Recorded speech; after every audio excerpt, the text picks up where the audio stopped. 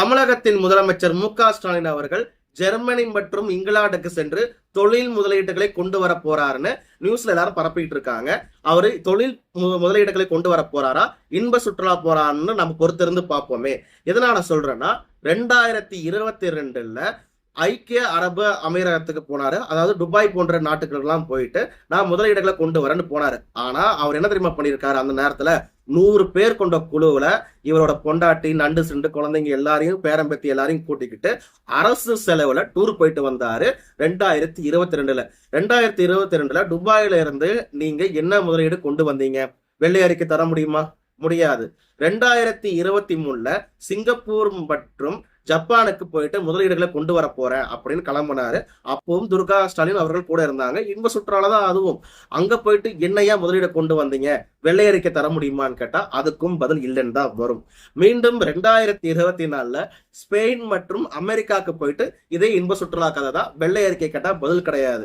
நீங்க இது வரைக்கும் 3 வருஷத்துல 6 நாட்டுக்கு போயிருக்கீங்க.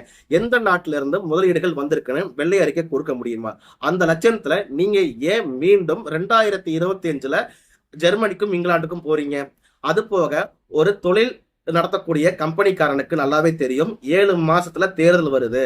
இந்த அரசாங்கத்துக்கு இன்னும் 3 மாசத்துக்கு மேல பவர் கிடையாது. காப்பந்த அரசாங்கம் வந்துடும். இவங்க நம்பி நம்ம எந்த கான்ட்ராக்ட்லயும் சைன் பண்ண முடியாதுன்னு எல்லா இண்டஸ்ட்ரியலிஸ்டுக்கும் தெரியும். அதையும் மீறி எந்த நம்பிக்கையில முதலீடுகள் வரும்னு மு.க.ஸ்டாலின் அவர்கள் இங்கிலாந்துக்கும் ஜெர்மனிக்கும் போறாரு? அவர் என்ன பைத்தியமா? பைத்தியம் கிடையாது. அவர் தான் ராஜதந்திரி.